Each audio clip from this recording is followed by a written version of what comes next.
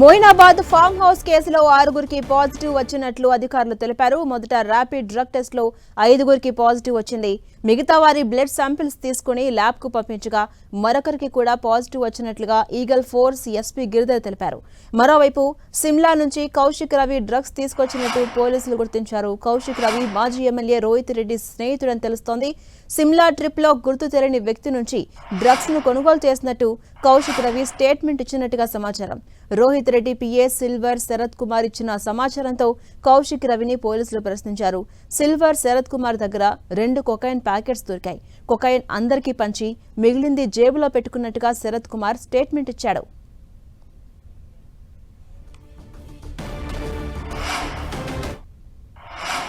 పొద్దున వరకు జరిగిందంతా ప్రొసీజరే. ఆ ప్రొసీజర్లో భాగంగా ఫస్ట్ యూరిన్ టెస్ట్ చేయడం జరిగింది.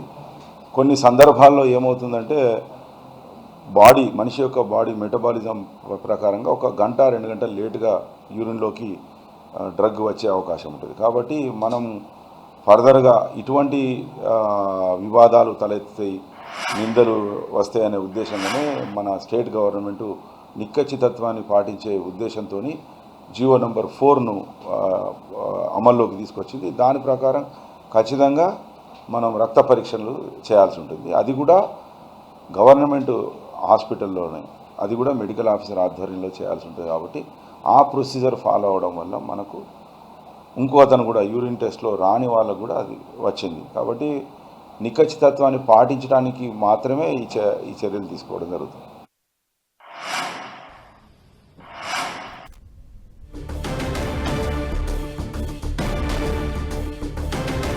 ఇదే అంశంపై మరింత సమాచారం మా ప్రతినిధి కిరణ్ అందిస్తారు. కిరణ్, మోయినాబాద్ డ్రగ్స్ పార్టీపై పోలీసుల దర్యాప్తు కొనసాగుతున్న నేపథ్యంలో ఒక్కొక్క విషయం వెలుగులోకి వస్తుంది. అంటే సిమ్లా నుంచి కౌశిక్ రవి డ్రగ్స్ తీసుకొచ్చినట్టుగా గుర్తించడం, అదేవిధంగా మొదట 5 మందికి పాజిటివ్ రావడం, ఇప్పుడు 6 మందికి పాజిటివ్గా తేలడంతో కొంత ఉత్కంఠగా మారుతున్న సిచ్యువేషన్. ఎలా చూడాలి? అప్డేట్స్ ఏంటి కిరణ్?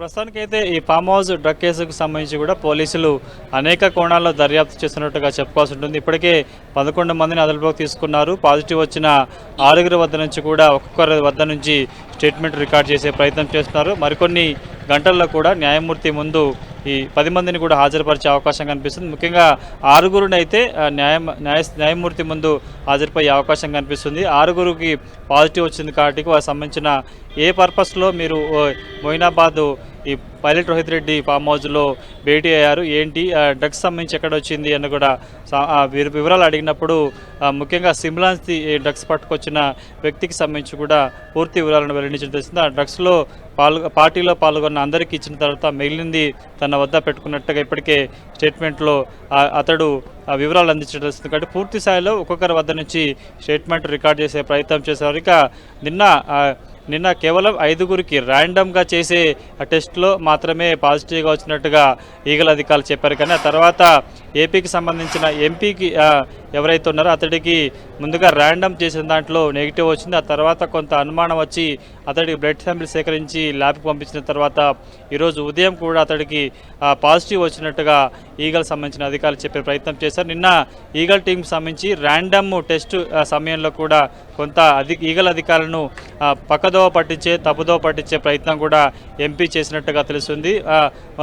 ఏదైతే మన మూత్రంకు సంబంధించిన శాంపిల్ సేకరణ సమయంలో కూడా అందులో కొంత వాటర్ క్వాంటిటీని చేర్చడంతో కూడా ర్యాండమ్ టెస్ట్ సంబంధించి కూడా కొంత నెగిటివ్ వచ్చినట్టుగా ఈగల్ సంబంధించిన అధికారులు చెప్పిన నేపథ్యంలో ప్రస్తుతానికైతే అందరి వద్ద నుంచి బ్లడ్ శాంపిల్ సేకరించిన తర్వాత నిన్న 5గురికి వచ్చింది. తాజాగా ఎంపీకి సంబంధించిన బ్లడ్ టెస్ట్ రిపోర్ట్ వచ్చిన తర్వాత కూడా ఆయనకు కూడా డ్రగ్ పాజిటివ్ వచ్చినట్టుగా ఈగల్ సంబంధించిన ఉన్నతాధికారులు చెప్పారు. కాబట్టి ప్రస్తుతానికైతే 6గురు పాజిటివ్ వచ్చినట్టుగా మనం చెప్పుకోవాల్సింది. వీళ్ళందరి నుంచి సమాచారం సేకరించారు. ఒక బిజినెస్ మీటింగ్లో భాగంగా నిన్న మధ్యాహ్నం 3 గంటలకి పైలట్ రోహిత్ రెడ్డి ఫామ్ హౌస్లో కూడా ఈ సమావేశం జరిగినట్టు తెలిసింది. దశల వారీగా వస్తూ పోతుంటున్నట్టు తెలిసింది. కాబట్టి 10 తర్వాత అంటే సుమారుగా 9:30 ప్రాంతంలో పోలీసులకి పక్కా సమాచారం అందింది.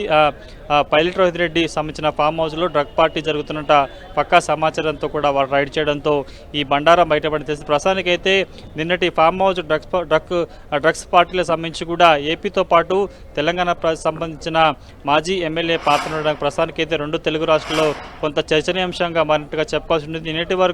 నిన్న రాత్రి వరకు కూడా టీడీపీ ఎంపీ సంబంధించిన వ్యక్తి ఎవరైతే ఉన్నా అతడి పాజిటివ్ వచ్చినట్టుగా కొంత వార్తలు వచ్చాయి, కానీ తర్వాత ర్యాండమ్ టెస్ట్లో నెగిటివ్ రావడం తర్వాత అతడు లేనట్టుగా తెలిసింది. నిన్న రాత్రి ఘటనా స్థలం ఉన్నప్పుడు కూడా డీసీపీ నేరుగా కేవలం 5గురికి మాత్రమే ర్యాండమ్ చెక్ చేసినప్పుడు పాజిటివ్ వచ్చినట్టుగా చేవెళ్ళ డీసీపీ చెప్పారు. కానీ ఆ తర్వాత కొద్ది గంటల తర్వాత ఇటు ఈగల్ సంబంధించిన అధికారులు ఎందుకంటే ముందస్తుగా ఒక అథెంటిక్ సమాచారాన్ని సంబంధించి కూడా, ఎందుకంటే వీళ్ళంతా కూడా ప్రజాప్రతినిధులు విఐపీలు కాబట్టి కొంత వారికి సంబంధించి తర్వాత ఏదైనా లీగల్గా ఇబ్బంది రాకుండా ఉండేందుకు ర్యాండమ్గా చేసేందంటే అప్పటి వరకు వస్తుంది, గంట తర్వాత కూడా రిజల్ట్ వచ్చే అవకాశం కనిపిస్తుంది. కాబట్టి పూర్తి స్థాయిలో బ్లడ్ టెస్ట్ చేస్తే అది దానికి సంబంధించిన అథెంటిక్ సమాచారం ఉంటుంది కాబట్టి అందరి వద్ద నుంచి కూడా శాంపిల్ సేకరించి తర్వాత ఈ సంబంధించి టెస్టులు రిపోర్ట్ వచ్చిన తర్వాత ఒకరి సంఖ్య పెరిగినట్టుగా మనం చెప్పుకోవచ్చు. కానీ ప్రస్తుతానికైతే ఈ అంశానికి సంబంధించి రెండు తెలుగు రాష్ట్రాలకు సంబంధించి ఏపీ ప్రాంతానికి సంబంధించిన ఎంపీ కావడం, అదేవిధంగా తెలంగాణ ప్రాంతానికి సంబంధించిన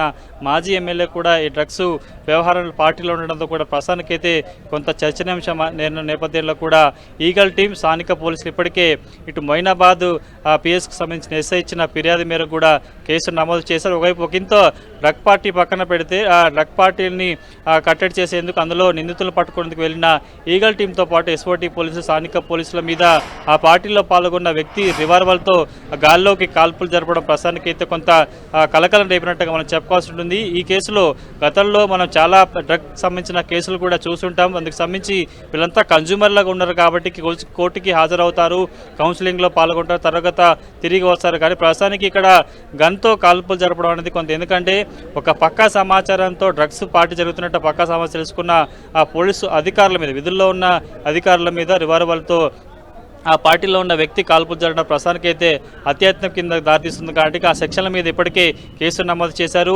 ఎన్డీపీఎస్ యాక్ట్ కింద డ్రగ్స్ సంబంధించిన వాటికి సంబంధించి కూడా సెక్షన్లతో పాటు అత్యయత్నం సంబంధించిన కేసు కూడా సెక్షన్ల మీద కేసు నమోదు చేశారు. కాబట్టి ప్రస్తుతానికైతే మరికొద్ది సేపట్లో ఈ 11 మందిని కూడా జడ్జి ముందు హాజరుపరిచే అవకాశం కనిపిస్తుంది. ముఖ్యంగా ఈ పాజిటివ్ సంబంధించిన వారు కాకుండా, ఎందుకంటే ఈ రివాల్వర్ వినియోగించిన వ్యక్తి ఎవరైతే ఉన్నాడో మాజీ ఎంపీ పైలట్ రోహిత్ రెడ్డి సోదరుడి రివాల్వర్గా చెప్తున్నారు. ఆ రివాల్వర్ని వినియోగించిన వ్యక్తి ఢిల్లీకి సంబంధించిన వ్యాపారికి ఇప్పటికే పోలీసులు చెప్తున్నారు. కాబట్టి పూర్తి స్థాయిలో కేసు సంబంధించి డ్రగ్స్ కేసు పక్కన పెడితే ఆ హత్యాయతకు సంబంధించి కావచ్చు, ఒక పక్కా సమాచారంతో ఆ ఫామ్ హౌస్ మీద రైడ్ చేసినప్పుడు ఈగల్ టీం పోలీసుల మీద కాల్పులోకి తెగబడ్డ అంశం ప్రధాన అంశంగా మనం చెప్పుకోవాల్సి ఉంది. కాబట్టి ప్రస్తుతానికైతే పూర్తి స్థాయిలో డ్రగ్స్ కేసుతో పాటు ఇటు రివాల్వర్ వినియోగించడం, గాల్లోకి కాల్పుతున్న అంశాలకు సంబంధించి కూడా పోలీసులు ప్రత్యేకంగా ఇప్పటికే మొయినాబాద్ పిఎస్లో పనిచేసే ఎస్ఐ ఇచ్చిన ఫిర్యాదు మీద కూడా కేసు నమోదైంది. కాబట్టి పూర్తి స్థాయిలో ఏ సెక్షన్ల మీద, ఎందుకంటే చాలా సెక్షన్ల మీద కేసు నమోదు చేశారు కాబట్టి జడ్జి ముందుకు వెళ్ళిన తర్వాత ఇందులో ఎంతమందికి